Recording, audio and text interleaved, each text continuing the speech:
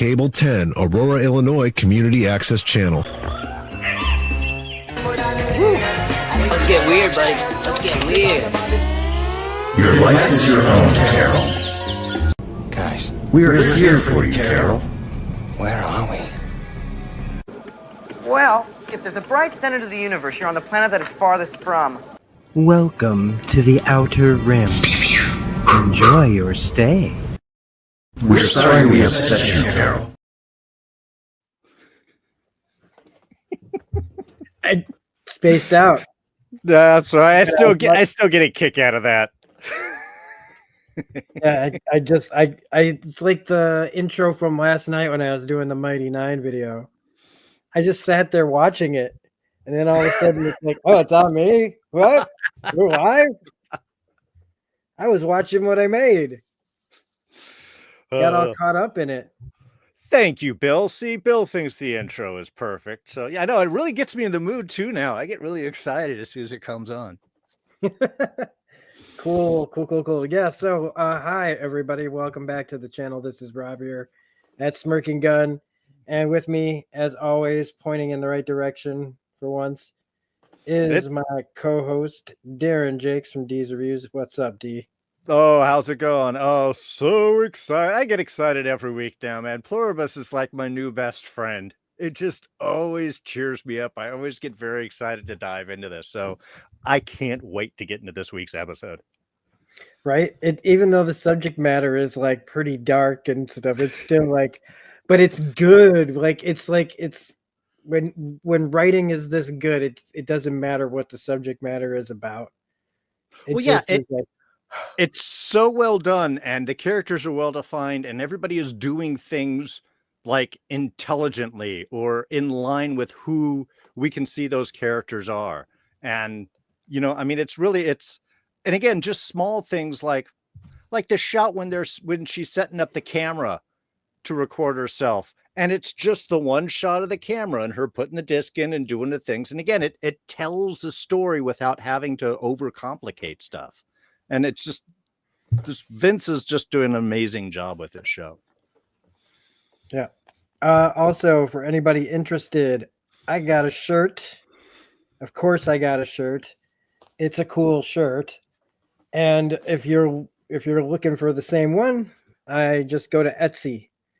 And I think they might still have some in their shop. A lot of these places kind of hit it and then get out. So this is a really good quality shirt, and I look right down at it. I mean, it's crazy. I can't wait to go out in this. I'm gonna freak some people out with this one. Nice. So get yours before Apple gets to the Etsy store. Like, I wonder how many people are gonna out here in the middle of nowhere are gonna get confused because they don't have Apple TV. And that's no shame. There's no shame in it, but like, I'm just saying that there's probably a lot of people around here that would see a yellow Pluribus shirt with a woman raging and think maybe like that I'm with them. Like, that's right, you scream, yeah, Pluribus, I will die. Sorry, I'm getting. Well, no.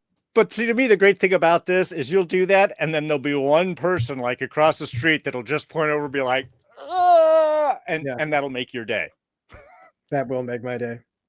It usually happens in a comic shop, but I don't go to too many comic shops anymore. So maybe I should just walk through a comic shop and be like, ahem, ahem. No, but seriously, check it out. Always support artists on Etsy and stuff if you can. I get a lot of cool stuff on Etsy that when I went back to look to see what they had in their store was closed down. So, I mean, some of these people, you got to get in there fast, get their product. And I have had nothing but good experiences on Etsy. And I feel like I should be getting paid by Etsy right now to talk about it like this, but just being truthful because like these days, I want to hold on to physical media. Yeah. As much as possible. Like, is this something like, is Pluribus something I would just outright buy? Yeah, absolutely. Yeah. From whoever sold it. But say they don't want to put it on Blu-ray or 4K or anything for a little while. I'm just saying, Etsy's a great place. Enough said. Type in the words of things that you want, and magically they might appear. And then you might be able to pay them money for this thing. That's all. All right. So enough of me praising Etsy. It's the Etsy show. I was going to say, now that we're done with our seditious content, let's move on to the show. Yeah, so on with the show. We're talking about episode 4 of Pluribus, coming right off of blowing up her house and finding out that she could get an A-bomb if she wanted. Carol, boy, oh boy, she just can't stop hurting Zoja. Oh, I know. Getting here of this, and again, like we talk about things we love on this channel and on Darren's channel, but very rarely do we just get to know, like every week it's going to be a great conversation and we're not going to be like, all of a sudden something goes off the rails. This is like, again, what Severance from almost a year ago is like the last time that we just gushed and gushed and gushed. So anyway, and they're both Apple shows. Now I'm plugging Apple, everybody. Sorry. I said that I never would take, sponsorship, but man, it sounds like I'm putting it out there anyway. Hey, we were talking slow horses, a week ago, 2 weeks ago, over on the Outer Rim. So. Yeah, that's right. And that's right. Well, that's what happens when you get a 2-month free subscription to Apple TV Plus because you bought a ticket to see Fantastic Four or something. It's like, oh, okay, I'll take it. Sure, why not? And then Pluribus comes out, and I'm like, well, even if this runs out, they've got me. So now I'm plugging Apple. I'm plugging everybody tonight, except for my own channel. So if you like this conversation so far and how we do things here at Smirking Gunner D's Reviews, don't forget to hit like and subscribe, or go over to D's channel and subscribe to his channel out of spite, and be like, I'm not going to sub to this guy. I'm going to sub to the other guy. And that's fine. Yeah, it balances all out. That's fair. That's fair. But okay, Pluribus, episode 4. We start with just a really great cold open here. This is like, again, I get flashes of X-Files cold opens from Vince that, just are weird. What is going on here? And this one is right up there, man, because it's just like the situation that this poor guy is in is kind of scary. Like they want to film it in a way that's like got some tension, and then we know where the scene is leading us to. But like, since he doesn't know what we know, and we're looking in on his life, this is a really like rough moment for a guy who is really paranoid for good reason. Yeah. And is handling things on his own. And I just love the way that this whole thing was shot. Again, when there's no music or very little, man, does that help me out so much. Like when you're waiting for that phone to ring, you don't need to have like a whole bunch of other music going on in the background. Know like how to shoot a scene, and this scene is shot fantastically. And where they get is also like, it was like right before it was going down, I went, oh, this is going to happen. This is what's going to happen. This is like, because we only saw it from her perspective. And now like knowing what his life is like, it was like, oh, okay. So now we do have a new situation going on. Darren, what did you think about all of this? I tried to be good so you could like take some, Well, thank you. No, this was one of those where I've gotten so used to over the first few episodes is everything is from Carol's perspective.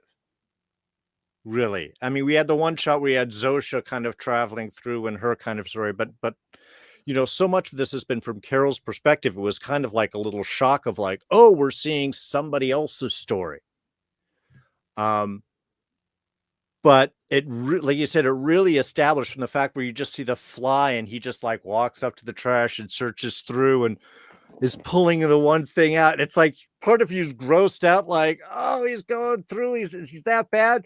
But it's such a perfect sign of his desperation and where he is. And you're right, the minimal use of music and sound, it is all so much character work and camera angle and, you know, catching the perspective through the fence. And we're seeing like, oh my God, we have someone that's even more ornery than Carol here. Carol is at least kind of dealing with what's going on and facing into it. This guy doesn't want anything to do with them. He doesn't want to eat their food, probably very suspicious. Is it in the food? Are you going to poison me? Is it this? You know, you could just think of what all of his thoughts are. And yet his consideration where he still thinks people are going to come back. And he's like, I'm sorry, I had to break into all of your things. And like, who stores food in a storage unit? So, you know, he's not going to come up. It's such an interesting tale and really sets him up. So the moment that phone rings, and like you said, I was also like, just before it happened, going like, oh, I bet you this is when this is going to happen. And it totally does. And it totally makes sense because he's been going through individual radio channels. You can tell he's listening. Is anybody alive out there? Is there anything like that? And the scene gets to paid off in his moment of deep desperation that there sounds like there's some asshole out there who speaks bad Spanish who's not one of them. So yeah, it really, I mean, it got me so excited and just kind of jazzed again into the episode. Plus that emotional feel of like, oh man, this dude really thought he was going to eat that food when he went up to the fence. Looked so good. But you know, that dog food. And the look on his face. Oh, I mean, that's like, that in of itself was like tension within the tension. Because he's already tense from all of this, like the phone calls. Now he's got to decide, am I eating dog food at the same exact time? Phone call from who knows what, trying to get into my head and deciding to do what you have to do. Do what you have to do. And you know what? Like, great acting on his part as far as like when you just commit to a terrible decision or a gross decision and you're just like when like I'm really particular with my hands. Right. But like when push comes to shove, it's just like when you know you have no choice, but you have to stick your hand in, blah. You just do it. And the way that the guy takes it here, like a champ of just get it down. Yeah. Get it down. Like, and again, our poor animals. When I think about like, I know we're not supposed to feed them people food, but like, it's mostly like a lack of salt and little things like that. That really is, I think, the big flavor difference. Not that I've eaten a lot of dog food, but I try to get my dog something tasty at least. Yeah, you always like smell it going, what it like you think you're gonna know what's the higher quality stuff and everything. They like really stinky stuff though. So I mean it's hard to tell that difference, you know. I don't know. I don't know. So back to our story.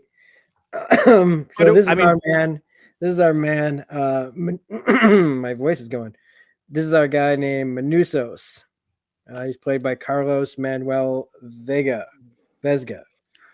For a second there, I thought maybe he was listening for like space signals or something off of like bouncing off, but like no, I had CB radio first. Living in a storage unit outside of food is pretty cool. Like you're fenced in. I mean, he literally, it's like he must have gone there. Maybe he worked there. I don't know. But he doesn't have the keys. So maybe he decided, or maybe he was trapped there. Maybe he got a storage unit there. Because now I'm like playing this guy's passed out in front of me where I'm like, I'm already invested and I'm just rambling about this guy now. But now I want to know like what brought him there and what's the causing the different reaction between him and her? Like, Right. there's got to be something different that's causing his paranoia outside of like, does he just think that this is a straight up like pod person alien invasion? Like, so he's handling it thusly, like we've all seen the movies or something. Because his is a more like the kind that hers is like a very, I mean, got to give her credit. I think a lot of people in this situation would just crumble under the weight of it and just crawl into the fetal position and starve to death. Oh yeah. Well, I mean, again, they do such a good job of establishing exactly where he is when that phone call happens. You could feel that frustration that he must feel, and especially kind of at that point of anger and like, what do I do? And now I'm eating dog food and everything. I mean, so it was like such this great, even when he's like hangs up on him the first time, goes to sit down and goes to take that first bite, the phone rings again. That frustration of just like, oh yeah, of course, this totally makes sense of why this would be their energies when they're meeting. But you're right. This may be a guy who maybe didn't have anyone. Unlike what we saw with some of the other families that had family members, they get sort of pushed in. Maybe he's superstitious. Maybe he's super religious and thinks everybody is possessed. Maybe he's, a conspiracy theorist. You're right. It is interesting to be like, why is he in this particular position and why is this particular reaction from him? Which is something I hope that we'll get to learn a little bit more. But it's so encouraging, especially after the last one, is that automatically we feel like Carol's got a potential ally here. Here is somebody that seems to be in the same mindset as she is, of not trusting anyone and, maybe hoping to try and reverse things. So after and I like soon I want to see them go to Paraguay or vice versa. Yeah. But then we get into the crux of what is a pretty, like we were saying, a pretty straightforward episode. Outside of just how well it's done, shot and everything, is Carol deciding to, when she gets home and sees them fixing her house, and she's starting to get better at her temper. She's starting to get better at just accepting some of these things, like after they even pointed out, like, you said so, we thought it was fine, Well, even their consideration of like, oh, we're just wrapping up, but we can do that later if you'd like us to go right now, They're adjusting to her too. Yeah. But this leads her to the what do I know about them board. And this is smart, man. This is her like starting to come up with like a plan, because again, if they're planning on taking you and you don't want to go, you better get proactive. It's like real life, man. If you see a problem coming and you don't start to already pre-solve it, that's when the real shit goes down. This happens in real life all the time. We get afraid and then we don't deal with it until it's too late. So at least proactive. She's on a ticking clock and it's time to start to find out like all the different weaknesses and things. They're eager to please. Yeah. So they're there any day or night. Like we find out even more. I mean, they get her heroin like that. Okay, the heroin come on. You know what? That's not as impressive as putting together the grocery store, though. You remember last time, Carol. Oh, yeah, right? Again, that must be another Helen memory or somebody else. Who knows from whatever days those were. If everybody's in there, that means everybody that's ever hung out with her. So it could just be some random dude that just like she met or whoever and just did some heroin with and it didn't go well. Well, it's like that freaky modern surveillance. It's like all of the cameras that are around the city now are all linked and connected to each other in the same way. It's just the people and experience. They can't kill anything, not even a fly. Right. Okay, so I mean, like, what if somebody is like, if they were to find somebody that's just all burned up, right? And they're not going to make it, but right now they're in intense, just unending pain. Do they not just do they just watch the person suffer, or do they step in, and or do they just stand there whispering, "It's all going to be better soon. You're going to join us." But like, if he's going to die, he's going to die, and he's not joining him. So in that moment, now we're acting like Phil. Now we're acting. Yeah. I'm asking Well, questions that we don't yeah. have the answers to.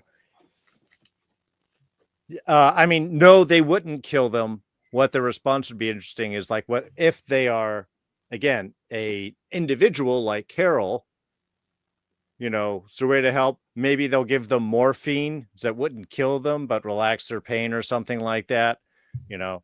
And if it was one of them, then, well, I don't know. We kind of see that in towards the end, which we'll get to. Is that a group response, or do you just like, I don't know. I almost feel that individually, they don't seem to have individual responses. And in fact, from the bicycle guy, that after she makes up the list that she starts interrogating, my question, does it seem like they're starting to lose their individual identities? Because it takes him a minute to kind of get what she was saying and then remember what this body was. Yeah. Yeah, I think it's all starting to degrade and blend in together. Mm-hmm. Like you're absolutely right. The way that he's forgetting, like standing there like, oh, like the further along they get, it's not even like when she saw the mayor, right? He's just like, thanks for your vote. Like completely flat and not like, a person that person would react. Right. That person might be like, hey, like they don't seem to pop into a personality. It is just a like default setting. Yeah, everybody has the same tone. Flat, just same tone of voice, no ups and downs. Maybe just by if somebody has an accent or something. But everything that they mean to say, comes out exactly the same kind of just hello, just simply pleasant.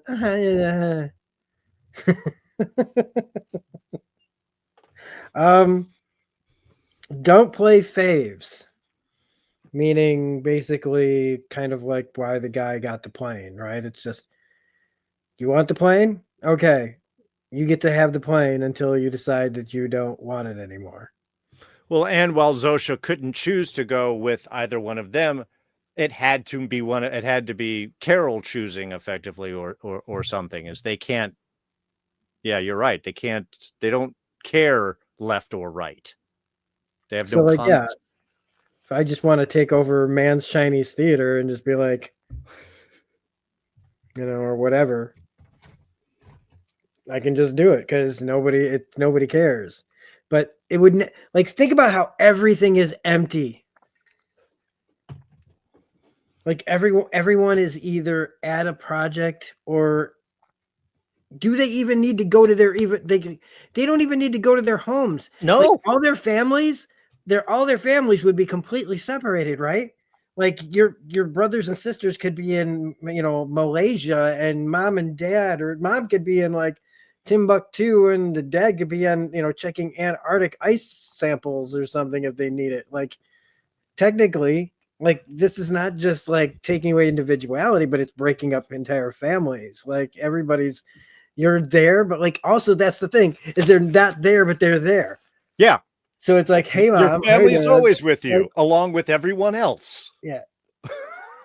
Like, what if, like, she should get like a bunch of people in a room that are random, and say, I want to talk to so-and-so, and then just say, okay, and I want you to be so-and-so, and have them talk as the family through a completely different set of people, except like have the old man be the little girl or something like that, or the daughter. I don't know. That would be a fun little scene, but that's just me being cruel, I think. Sure. Yeah. No, that would definitely be mind effy right there. Trying to change me because of course they're just Right. they're chipping away. It is really like just so that like I mean now that like what happens in this, it really does feel like this is just a ruse to keep her numb to the fact that they are still actively trying to get her to be a part of it. Like, so the more comfortably she is, maybe she won't think about it when it happens. And it'll just be like having an aneurysm, except you don't die, you wake up. Right. Well, I mean, it's an interesting defense mechanism because they have so many of these limitations. They can't lie. They can't kill. I don't know how much they can even defend themselves. So while they are, as Bill Casey puts in here, one super organism, they're also extremely vulnerable. I mean, you get mad at them, you can kill a number of them.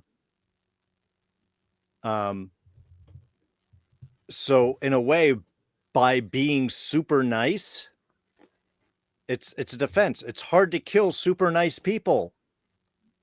You get some kids and grandmas around and they're trying to bring you cookies and stuff. It's hard to go all like, Rambo on them. Well, here's another, like, okay, so just under that theory, then, like, if I were to, like, let's say there's a big crowd of people, all kinds of people, grow old, young, all that, and I pull a gun and I say, I'm going to blow this person away that's in front of me. Do any of them get in the way of that gun? No. Well, you mean like another individual or another one of the hive? Another one of the hive. No, I don't think so because they're there all is part no of the hive, but I say I'm going to shoot this individual in the head. Do any of them try to stop me by getting in the way of the bullet? But of stopping, like, would any of them sacrifice themselves for the person I'm pointing the gun at? I mean, I don't think so, only because they don't see themselves as any real individuals. And then there it is. Like, that's you're what like, I mean. Like tearing a leaf off of a tree. Yeah. So if it's so great over there, why isn't all of your lives precious in there? Why wouldn't you do something to stop me from, hurting one of you? When it doesn't do you, it doesn't help me. It only hurts you. You're not hurting me by stopping. And I know, I get it, but it's just like my brain is starting to tweak out a little on some of their. But I think that's one of the interesting things. And one of the stuff I mean, again, I love so much about this episode and Carol's approach with that honestly beautiful whiteboard, just first stuff in the wood and then layers between it. Like, it reminds me of in college when they had all of the different, like, you could slide all the blackboards and there were like 3 levels between and stuff. It was all like super cool. But she is approaching this situation from the scientific method. What do I know? And then let me, reinforce these things. Let me see if I can expand from these questions any more information. And then from that, she's like, okay, well, now let's see if I can find some solutions or go any more, or now apply this knowledge that I have to get more information. And I love the methodicalness of it. Yep. She really puts her like thinking cap on and gets even creepier. Like this next part starts to get like sad. Oh yeah. Because Weirdly Honest is the last one. And when she gets the guy I love that it's just a guy in a bike. Just, he got, like, how long has he been wearing that? At least 4 days at this point. Right. It looks it. It looks it. And just being in there, they also seem tired and not tired, as if they just go and maybe need less rest. I don't know. But we haven't seen them sleep yet, so no. Again, yeah. Are they just like? Do they just get under cover and like stand there? You know what I mean? Or do do they at least get into bed like regular so that it's like some sort of cycle for the body so that they're not soiling themselves in the middle of the night just standing, you know what I mean? Like if they don't care, why would they worry about any of all that? Mm-hmm. You know what I'm saying? If the whole goal is what we think it is, right, which is just clean up and then make a whole thing, what would they even need to take showers for or any of that outside of like feeding themselves? And I guess if they would probably factor in that a bunch of people who don't take showers would cause disease and then kill everybody. Yeah, I mean, it could be all factory like in, gyms or something like that, where they just pile in and rinse off and go. And then there's other clean clothes that someone's doing, and they just grab something that fits and moves on. It will be interesting as the series goes on to see if they tap into, if we get to actually see into the world of the hive, or at the very least, see just over time, like, do they start to get disheveled? Do they all still look nice? Do they start wearing unmixed clothing, things that don't match?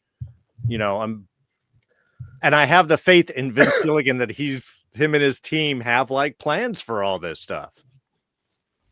Yeah, I feel like they don't waste it. They don't put something in here and then just let it drift away. Yeah. But you're right. The questioning, this is what especially with going into Helen and pushing to get that information it's like, part of me was like, she steeled herself to it, but another part is like, but can you really steel yourself to that, to really hear those truths? Yeah, no, you can't. You can't. It's still gonna. You have to be a really good poker player to sit there and listen to all that and not start to give. But I mean, I love that it starts with the books and it's a great baseline. But yeah, getting to Helen basically to saying the truth of like, but in all of that, right? It was like it was all in the effort to make Carol happy. Mm-hmm. Just like these people are trying to do. Yeah. She had one person that made her happy, that made it her entire life to make Carol happy. And now the whole world wants to make her happy. And what an incredible like story thing that you didn't even think you'd like, how good you have to be at writing to think of shit like that. Like, I think about some of this as like very Charlie Kaufman almost, like where it's just so like weird but like smart at the same time. Mm-hmm. So she's thought of, even like, what I thought was interesting was how she felt about the new books. And just like, oh God, like that was the part where it was like, it really felt like she was the most honest. And now it's like, does this change how she thinks of her, that she wasn't able to be honest with her? Does that make her think, why can't she be honest with me? Just like them. Yeah. Helen couldn't she's like almost the human version of them. In some ways. Yeah, in some ways, true. I think but I that think reminds her of like their incessant in the way that they put up with her. Like they're kind of like, because Helen did nothing but we only saw in just a little bit how much like this person like insulates her from anything and everything, while still taking her out on trips that she doesn't want to go on to get her to keep branching out still. And I just, to find out like that person, that this, like, that's to me what the real realization is that there was so much work into making me happy and I was miserable. You know what I mean? Like her own fault for this, of like, I don't know. What do you think about all Yeah. that? No. I think it's interesting because in the sense that Helen couldn't be honest with her, but I think it came from, a positive space. It came from that love and stuff. I don't want to hurt. I want to support you. And this is what you need, in that sense. You may question your relationship to why couldn't that honesty be there? And yeah, in here you almost have that opposite bit. It's like, we have to be honest, but we're going to try and sugarcoat it as much as you can. It's like, you're right. It's kind of like hitting the same point from two different directions. And I think there is that visceral part of her that's obviously heard of like, oh, you didn't like my stuff. But is the honesty something she really needs? So this may be an interesting kind of like point of comparison. Would you rather have someone to lie to you from a good place, or people that just have to tell you the truth at all times? Which of that is going to be better? Which of that is more fulfilling? Yeah, I mean, they wanted her to, like, she wanted to make that book happen. And even though they knew that it wasn't very good or whatever, she loved it. It was something that Carol cared about Right. more than her other works. And she was getting it her own way, and they just helped her along. Now, it's unfortunate that it didn't get published, but Well, man, my throat. and it is kind of sad. I mean, the fact is, like, their support, like, I really want to do this book. This is really my book. You were supporting me in doing it, but you didn't really think it was that good. And you already talked to the publisher, and it shouldn't do too much damage to you. You can just do the next Waikaro after that, and that'll pick things up. So, I mean, yeah, there's the visceral hit of like, whoa, this thing that you told me that you thought was great, you actually didn't think that was great. But like I said, I think it's going to have to be weighed off with that idea of like, hey, you had someone that was still supporting you no matter what their opinion was, it because it was something you wanted to do. And I think, I think it'll end up being interesting when she runs into our Paraguay guy, of how that relationship will, develop into its own thing with these past, in reflection of these other relationships of the people that can't, the hive mind, and then plus what she is seeing and feeling, what her relationship with Carol or with Helen, what was the truth of it, and what was it that she felt, how is she going to then now process all of that? And then we get to what Bill has had up in the chat for a little while. I've been waiting to get to it, really, which was, we learned this wasn't the first time someone tried to convert her. So, yeah, I've said I'm not a joiner, man, and I do not like things being pushed on me. Yeah. If it's a good thing, I eventually come around. But if you're trying to get me to do something that is just no, I'm with Carol again. Come from too many things of like forced thinking, forced ways of thinking, forced ways of living. Somebody tries to convert you, and in the way that they did it, her family did it. I mean, this explains some, reasons to not have family. Oh yeah. Like, boom, cuts and here's the thing, like, you can hate it and all of that, but like, there's a loss. There's a loss somewhere, a hole inside you that, like, I think I can speak, at least from my experience of like, I have a bunch of relatives that I haven't seen in like a million years. And even though I know I'm better off, there's this like loss though, still. Oh, sure. Of, like, there's this something missing that's part of like the standard human experience. And when you cut somebody off, either on purpose or whatever, or not, like, if it's kind of like just one of those out of fear things. It still is there and stays with you. So like her feelings on this of like having to be like alone and not have anyone and know that it was people that were supposed to take care of you. That's it. I mean, and that's the thing. Like, I thought a mom was supposed to love you no matter what. Because you see that in society. And I think you're right. There's that loss of thing because society will put up this picture of what parents are supposed to be like and relationships are supposed to be like and what family is supposed to be there for you. And when you have an experience like your family sending you to a conversion camp, oh, we won't accept the fact that, you know, you're a lesbian, that you are who you are, and we're going to try and change it. And look, I totally get it when she was like, those are the worst people on the planet. You could just imagine the torture that she went through. And then seeing that it was her family that was sending her there. Yeah, I'd never speak to any of these people again either.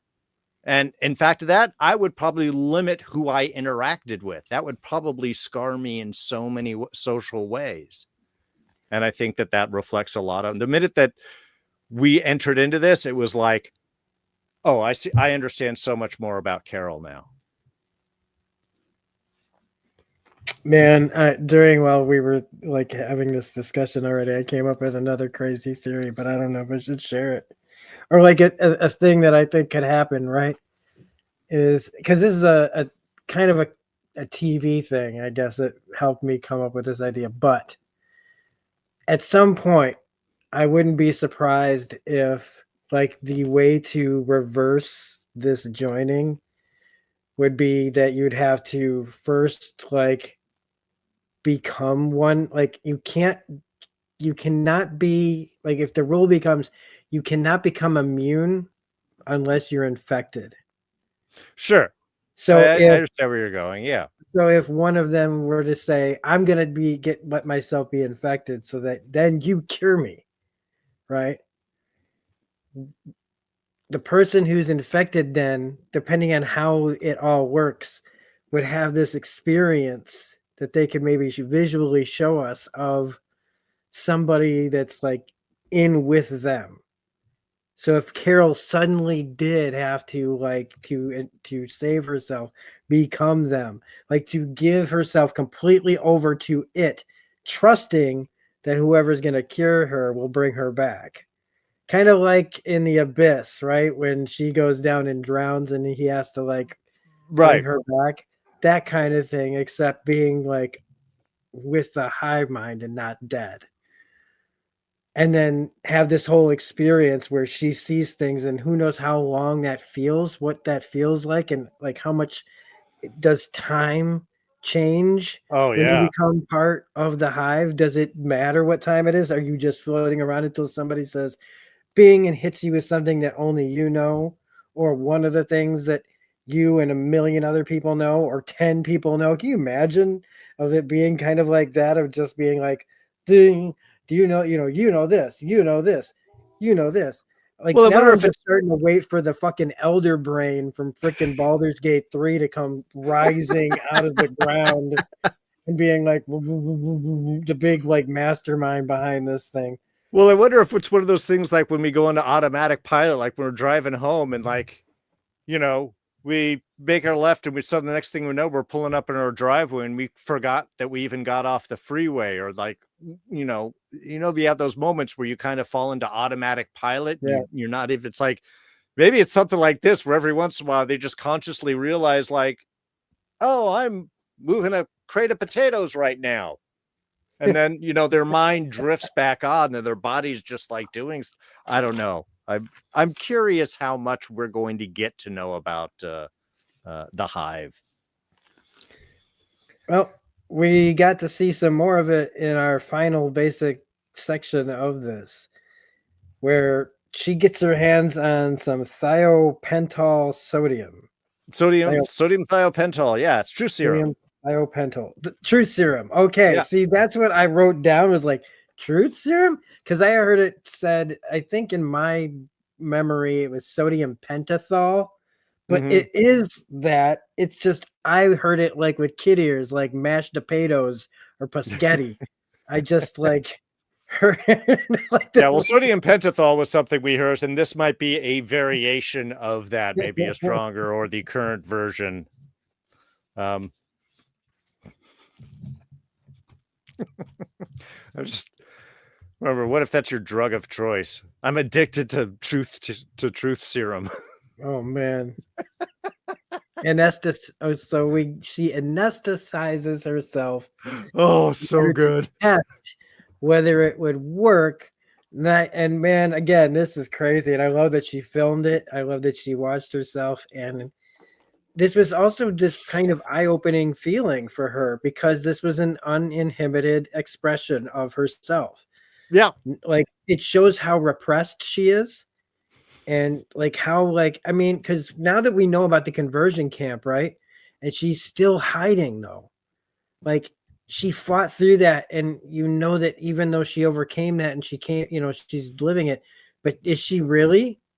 How much of that did that affect her ability to have relationships with anyone? Oh yeah, totally. Which is why, like, it makes you wonder, like, how much, about Helen again was kind of like, I don't know, not going to say bad, but just more than what we originally thought was going on there. So it's really funny to listen to her go off about all kinds of things, and then also mention that she finds Zosha pretty hot. Oh, I mean, yeah, and that was great because that's when she turns it off and erases the question mark. She's like, okay, so I was totally being honest because, yeah. And by the way, why does she have to be so goddamn fuckable? Yeah, we knew that was what you were seeing, Carol. Again, great performance from Rhea Seehorn, man. Just going through all these different emotions and ways of just being in the scene. When I was watching that, all I could just imagine, like, what was that filming day like? Where it's like, all right, we're going to turn on the camera and you just go nuts. Because, yeah, they had to just have the camera going and she's just doing all this bit because it's all fast forwarded. It's like, which little bits do you decide to pull out of that at the moment? Well, they picked good ones. So this leads her to drugging Zosha. Because, she wants, I think there's also a part of her that thinks maybe I'll wake the real person up. To reach that individual she could make a connection with them. Maybe that person would somehow remember. It is also like in the end, her realizing she can do whatever she kind of wants to these people now that she has these like established rules and things. So it's like, well, I'm not killing them, and even if it doesn't work, they can't do anything to me, right? I can basically do whatever I want to them, but then you have to live with the guilt of it because now she's, she jumped on top of her to save her from a bomb, and now she's unwillingly put her into cardiac arrest so that she can learn the truth. But I think that's the thing. All she thought was she tested it on herself. Oh, I spoke the truth and then I took a nap and then I woke up and then I didn't even really remember what I was saying, which thank God that I taped it. Yeah. So I think she is thinking the same thing. And I think you're right, because she could do this to anyone to access the hive, but she is zeroing in on Zosha as an individual. This is the person that I have to connect to. Also, because she's hot. And I think you're right. I think that she's hoping that maybe she could pull her out individually. But I don't think that she thought at all that this would be harmful. Yeah. It speaks to Carol's constitution. There you go, a little D&D. Carol rolled a natural 20 on her con, right? She got messed up. she got messed up, but see, not everybody else has the same kind of constitution. So when she just injects her, she doesn't know. What if she's allergic to this stuff? Well, What there's that, but at the very least, she does take the dosage book. So as far as she knows, this is a correct dosage. Okay, you're right. But you're right. You don't know if she's going to have a reaction. You don't know the other meds that she might be on, because she's obviously got at least a saline drip happening. Yeah, what if this person's never been on a drug in her entire life? Never been felt like this ever. She came walking out of the dirt. Maybe she, I don't know, I don't know what she did for a living, but yeah, we don't know her world, and she once again doesn't think about any of that. Just plugs her with the serum, and in the end, we don't even really get anything out of it. Okay, good, because it sounded like from Carol, I didn't have a time today to go and rewatch this before before we did the recording, because I couldn't remember what she actually got from Zosha and any type of specifics outside of the fact that there is a way to reverse this. Yeah, which was a fun little whammy that she put on her of you're not answering me, tells me everything. Yeah. Oh, and I love the thing, even in the earlier scene, she was like, "This is me happy." But she didn't look happy at all. But it's like, "This is me happy. I've got a plan now." But yeah, that was also very But no, when she comes back, and to me, this is kind of that interesting thing where I think, learn more about the hive. And like I said, I think tapping into that limbic nervous system, the fact that she is being forced to tell something is shutting down her whole system. And I think it's also, in a way, separating her from the hive, because she seemed to have issue connecting memory. And I don't know if that was just her own body dealing with the drug, or if that was some effect on the hive connection. Could the hive purposely let someone go? No. And in fact, I think separating someone has a huge reaction to the hive. Okay. Because that's what what I got from this scene is that Zosha was being pulled from the hive from this reaction in some ways. Yeah. And that was when the hive came over, because it's not like they came over and took Zosha or did these things. Well, I mean, eventually they did, and that's why Carol had the handcuffs.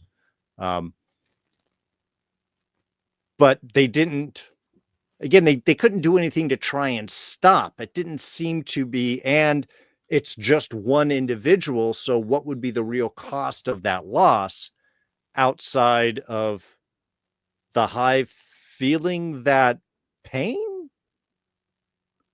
But they don't seem to feel pain. So, I mean, this was something happened. There was some feedback into the hive mind at this point, because they were also tearing, weren't they? Or sweating, or it was definitely, it looked like they were some of them. They all look concerned now. Yeah. Nobody's smiling right now. And before, they were all even, after the explosion, it wasn't like that. Mm-hmm. This is more something else. I don't know. But we'll find out, because that's where they just end it. And once again, Carol has done something that she is. I mean, right, she's man. Doing what she's got to do, but it's at the same time, what's one of the great things about this show is it's not giving you easy choices, and there are good and bad to each of these choices where you can go, well, I might do the same thing and have to accept it because of this happens, or I don't do something because this I can't accept happening if I did it. But it's making that all those choices harder, so that we can see things from literally both perspectives. Even though in the end, the more I watch the show, the more I'm no, this, if anybody's is this right, in my brain trying to make some kind of excuse of well, there are the upsides to this, but I'm not really. My only, you know what I mean? Mm-hmm. It's a great if it was actually felt like altruistic and that this was meant to help us and we were out still doing things and being productive as making our society, but just we had calmed down and let go of all the bullshit, then this is fine. And to me, if we all like, as long as society kept going and you were you, but you were also, everyone else, that's fine. It's basically like, what if the planet was Legion? Yeah. Like Exactly. the planet is Legion and all these people are just living inside that head. So. No, it's, I mean, and this is in a way, because it's a great philosophical debate in a way of, and I think Zosha puts this out very well. It's, well, I've been you, but you haven't been us. So really, this is so much better. And you can think about it in someone who is older, let's just say, and you have more experiences and you see how go through a thing, and somebody who hasn't done that is scared. And you're like, hey, don't worry. You're going to have an operation. Don't worry about it. You're going to go in, you're going to sleep, you're going to suddenly wake up and you're going to feel better. And this stuff is going to be done. You have that experience to go, don't worry, it's going to be all right. And they don't. So, I mean, in a way, I kind of get that argument, but it's also like, yeah, but you're not you anymore. You're everybody. And then what happens to you? And I think that sense of loss of identity is what Carol is probably concerned about the most. Yeah. Yeah. When she finally started talking to them, like when she was like doing the U.S. Department of, you, just basically all of you, you. I love that she's basically now like, we all have to realize, and that's what I was thinking about. I'm like, every time she's talking to somebody, I'm like, you do realize she's like the person sitting there has to represent the look that what if you were every single person on the face of the earth. Yeah. There's a level of attentiveness that you have to show in order to like convey that. Where if you look, and I gotta say, everybody's nailing it. Oh, or maybe so I'm much. just seeing what I want. But I do feel like that's got to be a note to be like, well, how do you want me to do this? Well, I just tell everybody, look at her like you literally are the entire world and you're happy to see her. That's basically it, because every single person is doing such a great job. And you know what?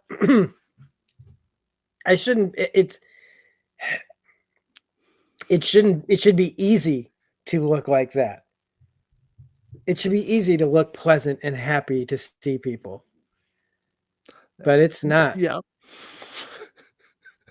A lot of us have learned to put on that face. Come on. But that's the thing. One of the things about this is like there's that part of me that does wish that there was a version of this that would work for us. Like I said, we would have to retain our individuality and things, but like if there was a signal that got sent to us that made us chill the fuck out to not to find a point on it, like then this wouldn't be so bad. Yeah. Except, this one, no, there's no there's the free will and all that's gone out the window. Bill here in the chat mentioning that he loves that the hive mind loves her books. And that was such an interesting line of discussions, especially comparing it to Shakespeare. Oh, you think my books are as good as what's considered some of the greatest feats of English literature ever put to pen. But the response that they had was so endearing. It's like, well, this one person that you think is crazy, she was going to kill herself until she found your books. And those inspire her and love, and she loves them. And this is how we see. In a way, that is like the refreshing side of, like you said, the hive mind. If only we could do this, that, hey, there are people that love these things so incredibly much. They connect so much. I mean, we just talk about Agents of S.H.I.E.L.D., how often have that come in? And that's just